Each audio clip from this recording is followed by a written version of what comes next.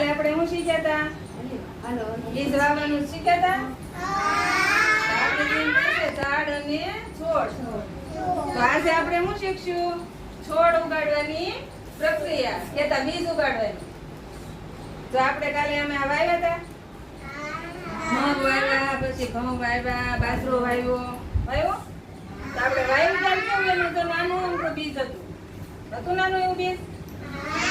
પછી કાલે આપણે વાવ્યું ત્યારે બીજ હતું. પછી જો એને આ મગ વાવ્યા હતા, એ આજ ને આજ જો કોટા ફૂટી ગયા.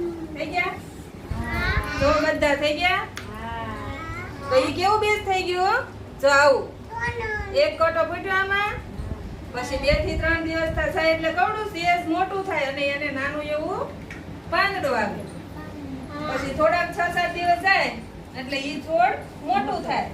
મોટું થાય એટલે 1 પાન આવે, 2 પાન આવે, એમ કરતા કરતા નાનો એવો છોડ થઈ જાય. પછી થોડાક દિવસ જાય એટલે એને શું થાય? જો આપણે ગુલાબ આવ્યો તો ફૂલ આવે, ગુલાબ ના આવે. ચમેલી વાવીએ તો ચમેલી ના ફૂલ આવે. પછી મગ વાવીએ તો મગ આવે.